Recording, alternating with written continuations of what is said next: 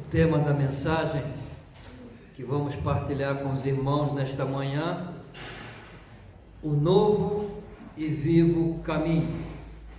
A leitura bíblica, Hebreus capítulo 10, do versículo 19 ao 25. O pastor fará a leitura e os irmãos acompanharão em silêncio.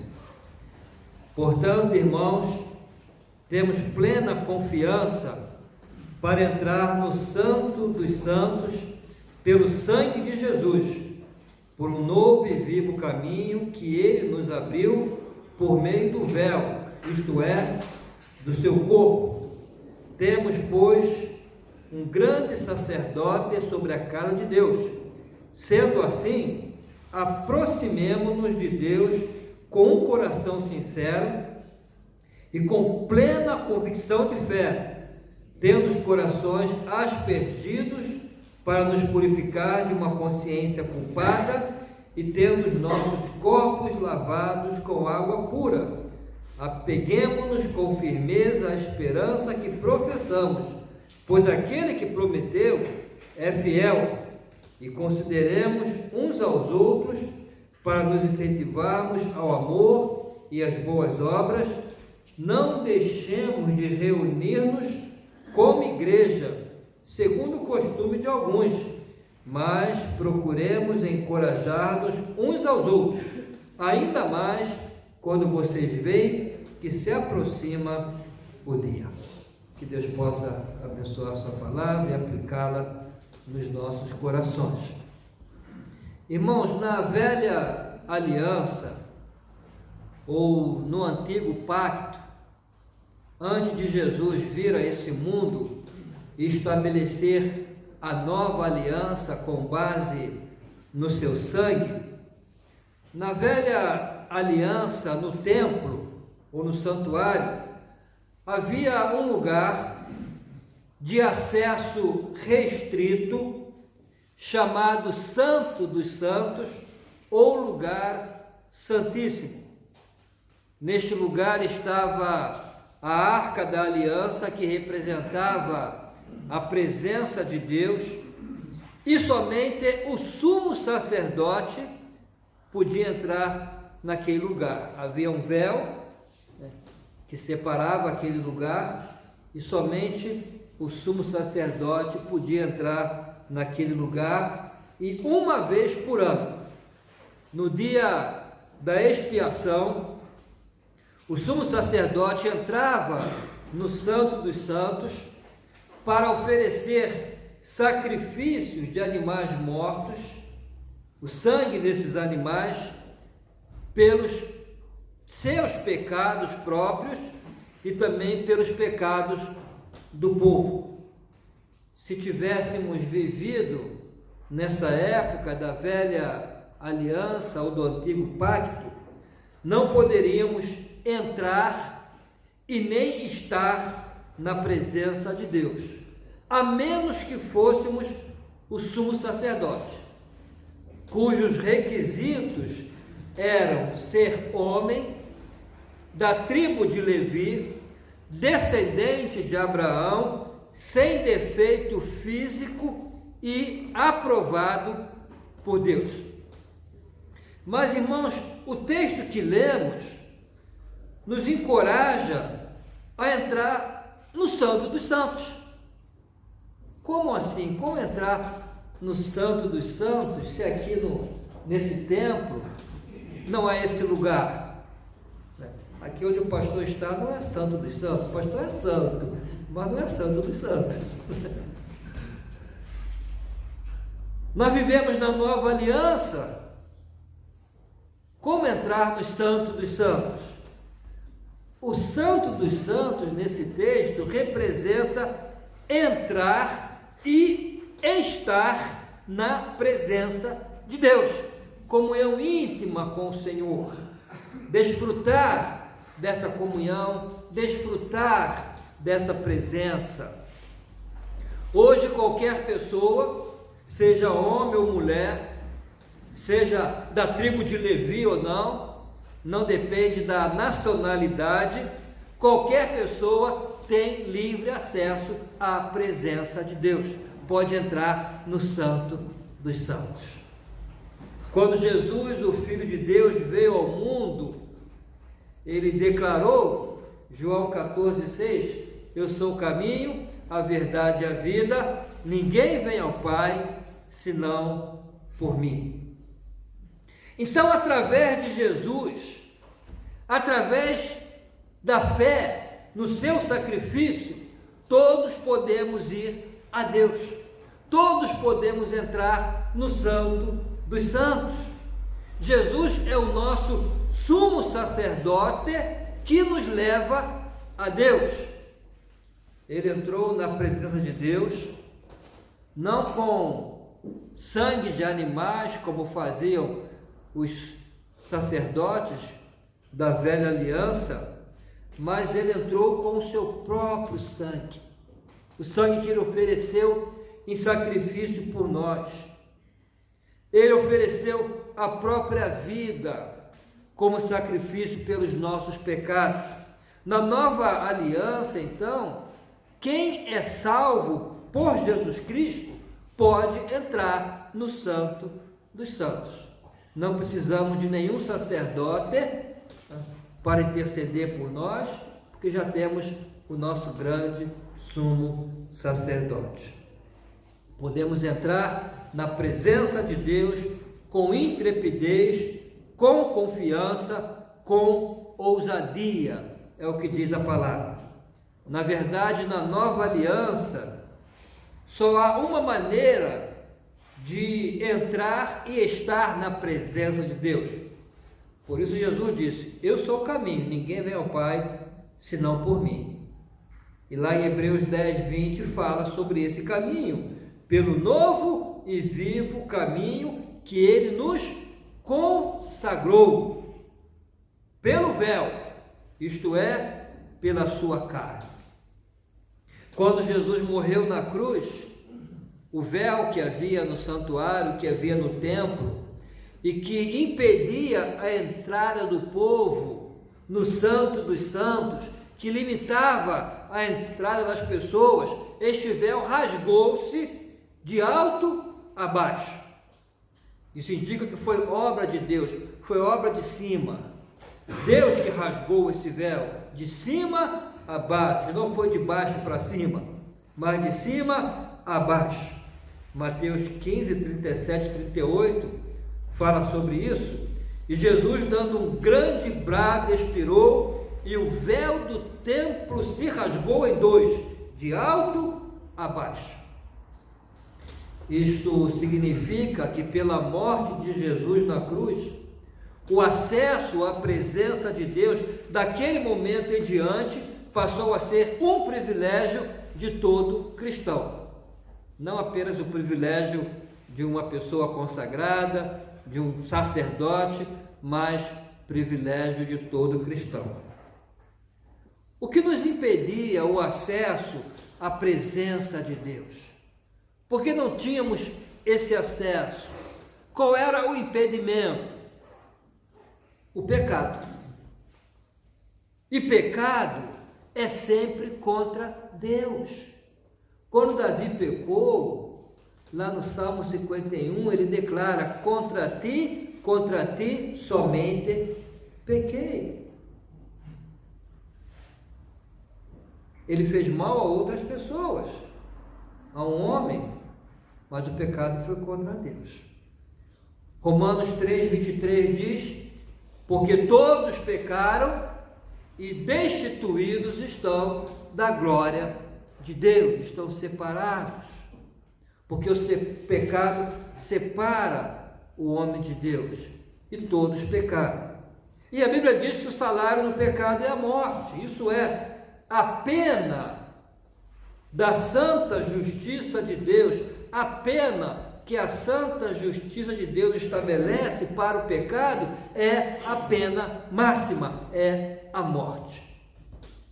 Deveríamos ser condenados à morte por causa dos nossos pecados e morte eterna, mas Jesus satisfez plenamente a justiça de Deus quando morreu na cruz por nós, no nosso lugar, pelos nossos pecados, Com o seu sangue, Jesus pagou o preço da nossa redenção. Em Cristo, então, Deus nos perdoou e nos libertou do pecado, da culpa e da condenação. Irmãos, o que podemos concluir diante do que foi dito? Que graças a Jesus, e somente por meio dele, é que temos pleno acesso à presença de Deus. Foi o seu sacrifício na cruz que fez com que o véu do templo se rasgasse e o caminho fosse aberto para todo aquele que nele crê.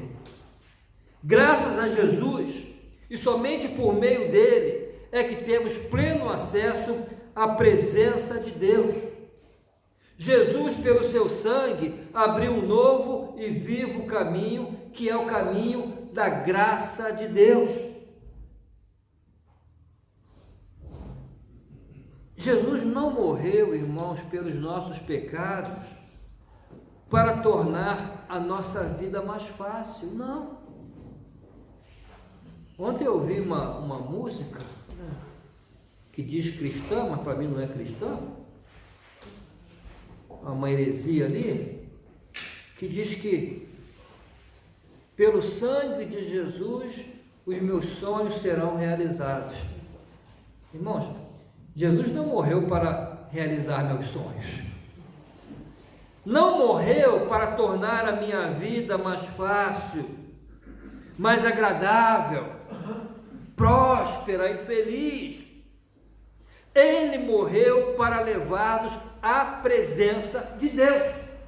Esse foi o fim, o propósito da sua morte, abrir um novo caminho que nos permite entrar na presença de Deus. Foi para isso que ele morreu.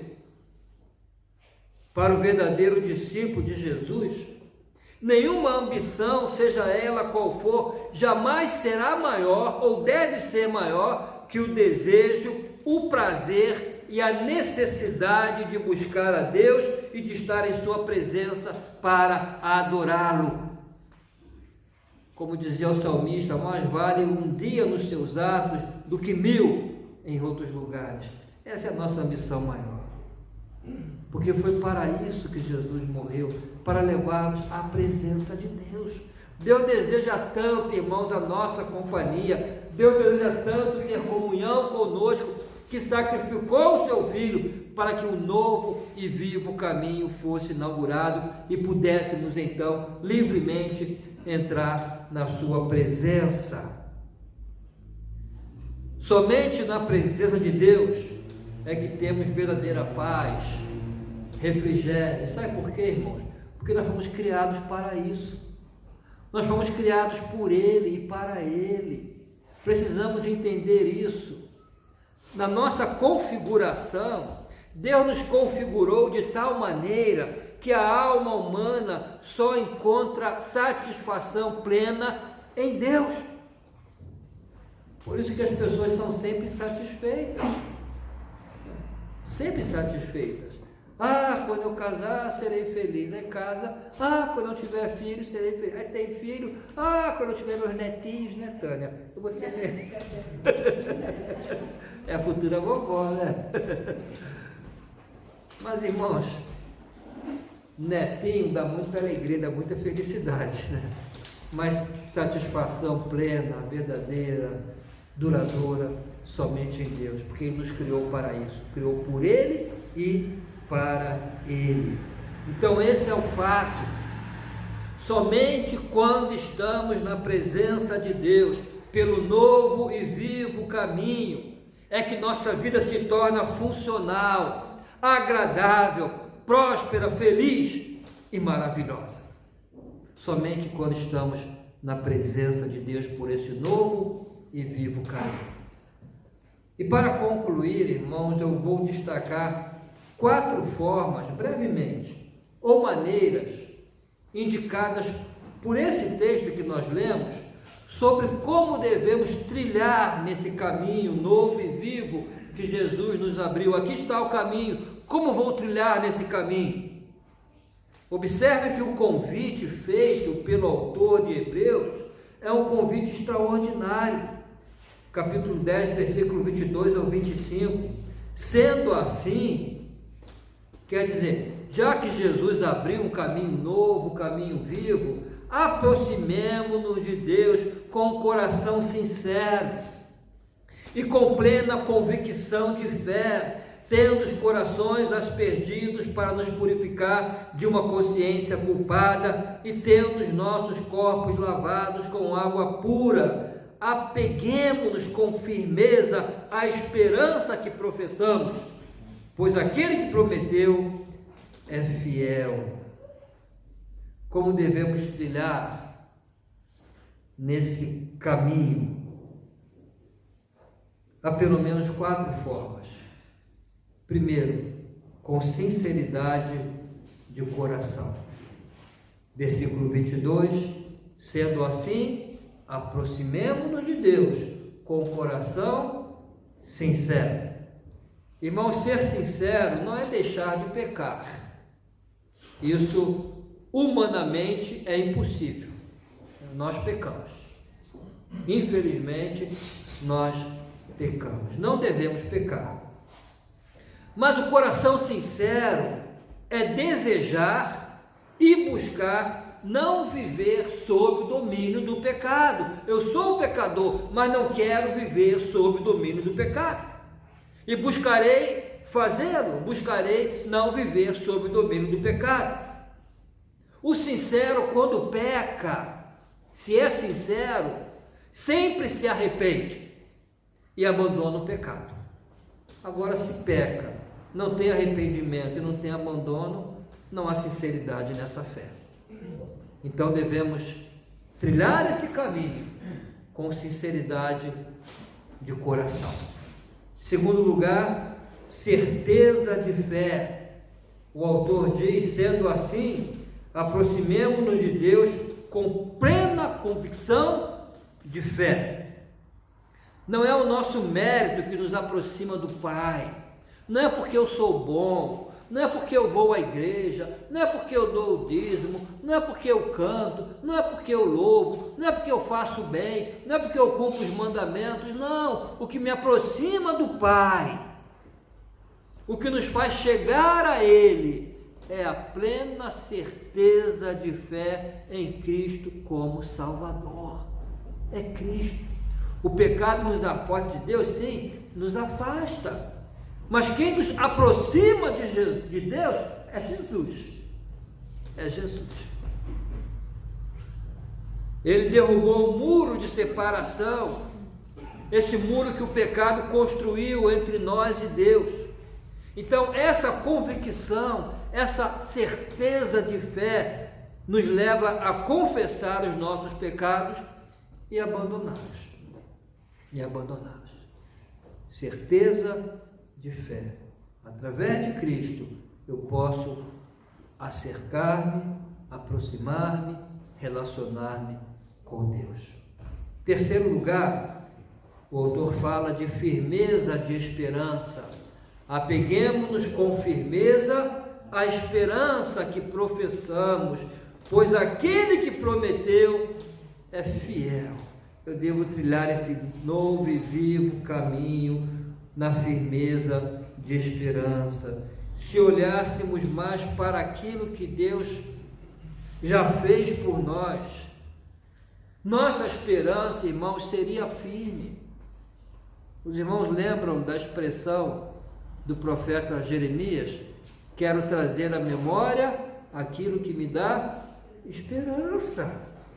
Então vamos trazer à memória aquilo que Deus já fez por nós. Suas bênçãos, seu cuidado, sua ajuda, seu socorro bem presente na tribulação. Trazer à memória, para que a nossa esperança seja mais firme. Se contemplássemos mais a realidade do céu, nossa esperança seria mais firme. Irmãos, nós vamos para o céu. Ninguém quer morrer, né? Ninguém quer. Nós queremos ir para o céu, não queremos? Mas se não morrermos, não vamos para o céu. Não vamos para o céu, né? Vai chegar a hora, irmãos, vai chegar a hora, e não devemos ter medo dessa hora. Nós temos certeza, nós temos firmeza de esperança. Então, se contemplássemos mais a realidade do céu, nossa esperança seria mais firme. E muitas vezes nos deixamos encantar tanto com as maravilhas do mundo, que nos esquecemos do que está por vir. Os irmãos, não se assustem com o que eu vou dizer aqui agora. Uma vez eu estava a falar com um senhor idoso, já tinha mais de 90 anos. Aqui ninguém tem mais de 90, né? Então ainda tem tempo. Estava enfermo, numa cadeira de rodas, cheio de dor, dor aqui, dor aqui, dor aqui. Os irmãos conhecem uma ave chamada condor.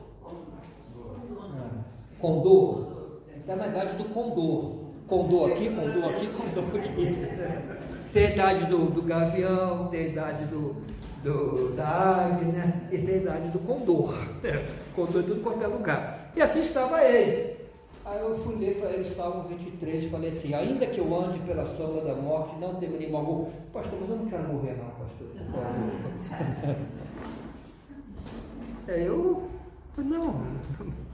estou dizendo quando chegar, irmão. Quando chegar, né?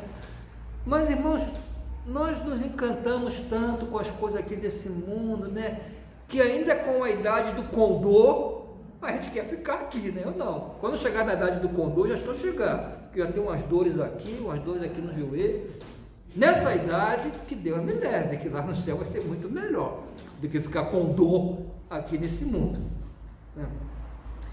E também, irmãos, por outro lado, nos desencantamos com as tristezas do mundo, com as aflições, as sofremos e esquecemos de vislumbrar a maravilha do céu, onde Jesus foi preparar lugar para nós. Como diz Paulo: eu tenho por certo que as aflições deste mundo não podem ser comparadas com a glória que em nós será revelada. Nós ficamos tão desencantados, tão deprimidos com esse sofrimento desse mundo e nos esquecemos da glória que nos espera. Firmeza de esperança. Devemos manter firme a nossa esperança de que o céu é uma realidade. Jesus prometeu e Ele é fiel. E por último, irmãos, devemos trilhar esse caminho com compromisso com a igreja. Compromisso com a igreja. Versículo 24 e 25. Consideremos-nos uns aos outros para nos incentivarmos ao amor e às boas obras. Não deixemos de reunir-nos como igreja, segundo o costume de alguns, mas procuremos encorajar-nos uns aos outros, ainda mais quando vocês veem que se aproxima o dia, aquele grande dia que Jesus vai voltar. Há pessoas que dizem que podem ser crentes sem igreja.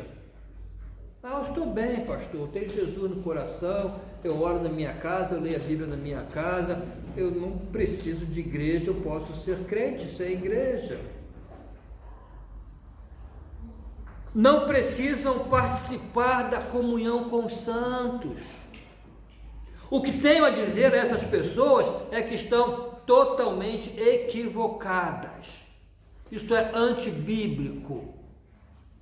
Deus não espera que trilhemos o novo e vivo caminho que Jesus inaugurou de forma isolada. Não fomos criados para sermos ilhas, não. Para vivermos isolados, não. Precisamos caminhar juntos.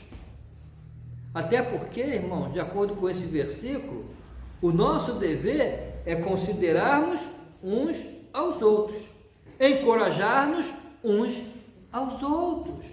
Como vamos exercer ou exercitar esses uns aos outros se não estamos juntos uns dos outros? mas estamos na nossa casa, isolados. Ali é minha igreja, o meu quarto. Irmãos, que possamos sempre louvar a Deus, ao Senhor Jesus, pelo novo e vivo caminho que nos inaugurou. Graças a esse caminho temos livre acesso à presença de Deus. Podemos entrar livremente. Então, que o próprio Jesus, que inaugurou esse caminho, pelo agir do Espírito Santo, nos ajude a trilhar por esse caminho de forma correta, de forma adequada. Amém?